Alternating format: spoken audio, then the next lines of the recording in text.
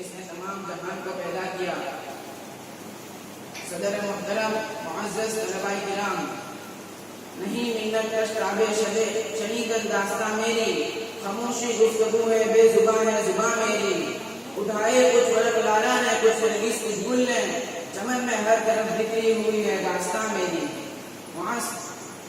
تاریخ ہمیں بتاتی ہے کہ جب انگریز ہندوستان پر قابض ہو کر اپنے اسلحوں سے باہر کرنا شروع ہوئے، وہ مسلمان ہی تھا کہ جس نے سب سے پہلے اس خطے کی بو سونگھ لی اور بے قدر بحر ناآشنا ساحل میں کود پڑا۔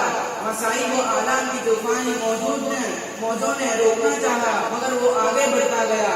قید و بند کی صعوبتیں آڑے آئی مگر انہیں روکنے میں ناکام رہے۔ رنج و الم کے تیروں سے اس کا جسم شہید ہو گیا مگر باعث بات میں لغزش نہ آئی۔ شمشیر بے نیام استقبال کو آگے بڑھی اور ان کی شجاعت و مردانگی کے سامنے کند ہو کر رہ گئی۔ دیش میں آ کر نیزوں کی آنیاں فضا میں بلند ہوئی مگر پہننے میں ناکام رہے۔ گرفتاریوں اور سزاؤں کی برق بے امان ان کے حوصلوں کو محمیز کر گئی۔ شدائد وطن نے جلدی پر دیر کا کام کیا، بالآخر وہ دن آ گیا جس کو تاریخ نے 15 اگست یوم آزادی ہند کے نام سے یاد کیا ہے۔ 15 اگست کی صبح جان نواز تھی، باشندگان ہند جوق در جوق دلی میں جمع ہو رہے تھے۔ یہاں خانہ دل میں سرتے شادمانی کے پھول کھل رہے تھے۔ ایک طرف دھوپ کی تمازت بتدریج بڑھتی جا رہی تھی، دوسری طرف تاقچہ دل میں چراغ حریت کی لو تیز سے تیز ہوتی جا رہی تھی۔ خدا خدا کر کے وہ لمحہ جان فضا آ ہی گیا جب پرچم ہندی آزادی کے ساتھ فضا میں لہراتے ہوئے یکجہتی اور بھائی چارے کا پیغام سنانے لگے۔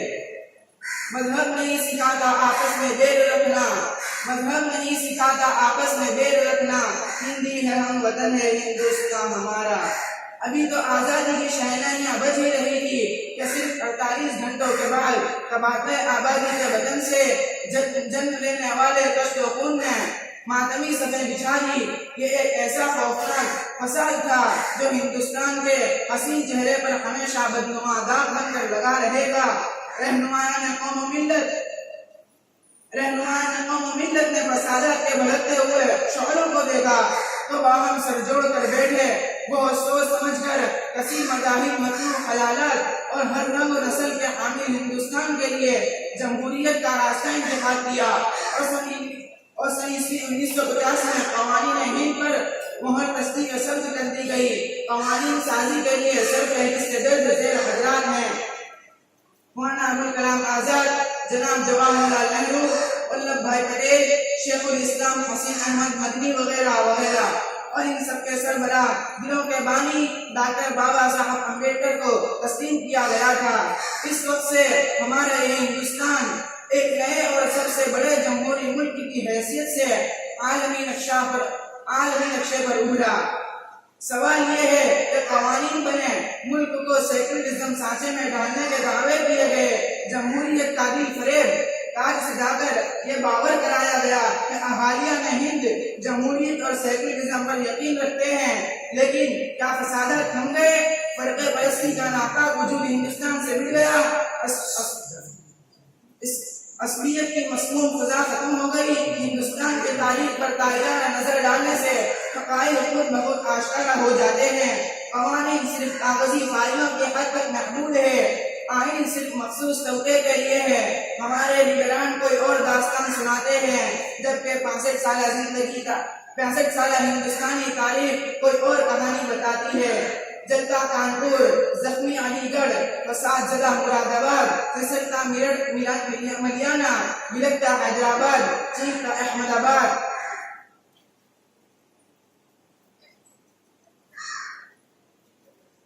آہیں بھرتا ایودھیا، خون میں لطپت ممبئی، زخموں سے چور بھاگلپور، جنگل رات کی منہ بولتی تصویریں ہیں۔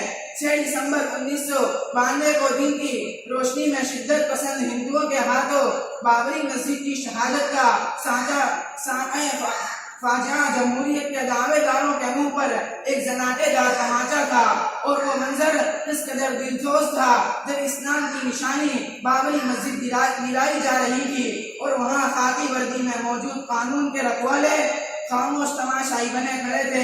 شہادت باقی مسجد کے بعد ملک کے مختلف حصوں میں جو کچھ اس نے انسانیت کا سر شرم سے جھکا دیا۔ راسٹریہ سہارا کی رپورٹ کے مطابق ملک کے طول و عرض میں انفرادی اور اجتماعی 20 لاکھ پولیس روز نامچوں میں درج ہو چکے ہیں اور فسادات کی جانچ کے لیے 40 سے زائد کمیشن بن چکے ہیں، جنہوں نے صبح رپورٹیں نہیں دی، اگر دی تو اس کی فائلیں ایوان بالا کے سر خانوں میں نفاذ کو ترس کر دم توڑ دی۔ سامعین، یوں تو بھارت کی 65 سالہ تاریخ جمہوریت کے خون سے لالا زار ہے، مگر پچھلے چند برسوں سے ایک نیا طریقہ منظر عام پر آیا ہے، وہ یہ ہے کہ سلسلہ وار مختلف علاقوں میں بم دھماکے کروائے جا رہے ہیں اور ایک طرفہ تماشا یہ ہے کہ اس کا الزام بھی نوجوانوں کے سر ٹھوک دیا جاتا ہے۔ مالیگاؤں میں عین جمعہ کے وقت حمیدیہ قبرستان میں دھماکہ ہوا، پھر اجمیر، مکہ مسجد حیدرآباد، سمجھوتا ایکسپریس، بگو چوک، مالیگاؤں اور ممبئی میں دھماکوں کا غیر متناہی سلسلہ شروع ہوا۔ ہر دھماکے کے بعد ہمارے قابل افسران اپنے رشوت خور چیلوں کے ساتھ حرکت میں آئے اور مسلم محلوں کے تعلیم یافتہ نوجوانوں کو گرفتار کر کے جیل کی سلاخوں کے پیچھے ڈالتے رہے۔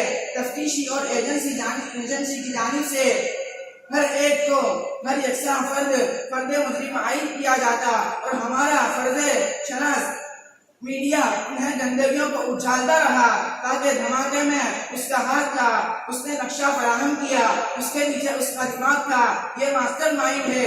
پھر سارا گمنام نیٹ ورک ششم زدن نے لشکر طیبہ اور انڈین مجاہدین کے ساتھ جوڑ دیا جاتا۔ اچانک ملک کے فرقہ پرستوں میں ایک بھونچال سا آ گیا۔ ٹھاکر ساجوی، کرنل دروہٹ پانڈے وغیرہ کو گرفتار کیا، کرکرے کو دھمکی آمیز فون، خطوط اور ای میل بھیجتے رہے، مگر وہ اپنی ایمانداری اور صداقت پر قائم رہے۔ نتیجتاً سازش کر کے اس راہ کے روڈ کو ہٹانے کا فیصلہ کر لیا گیا اور یہ قیمتی افسر بھی سڑک پر گولی کھا کر تڑپ کر مر گیا۔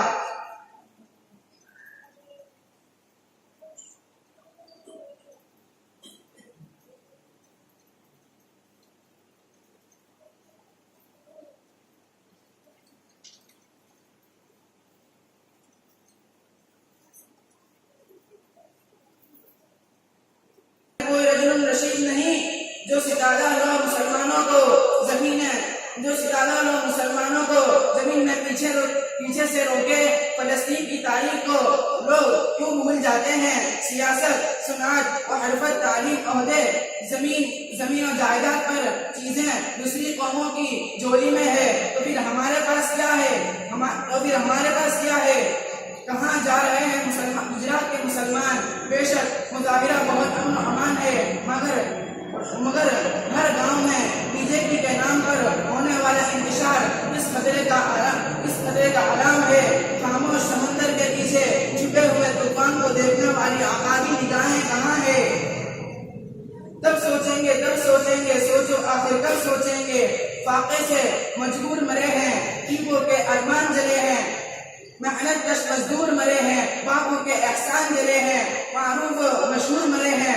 حد یہ ہے کہ انسان جلے ہیں، اپنے ہی کھو کے اپنے ہی گھر کی آگ میں جل کر گیتا اور قرآن جلے ہیں۔ ایک قیامت در پر ہوگی، ہر تیز استان جلے گا، موت ہمارے سر پر ہوگی، سارا ہندوستان جلے گا۔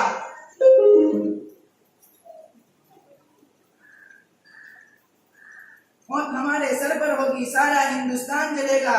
بے بالوں پر ہو جائیں گے، گونگے بہرے ہو جائیں گے، کشتے اندھے ہو جائیں گے، جب خود بے گھر ہو جائیں گے تب سوچیں گے، سوچو آخر کب سوچیں گے؟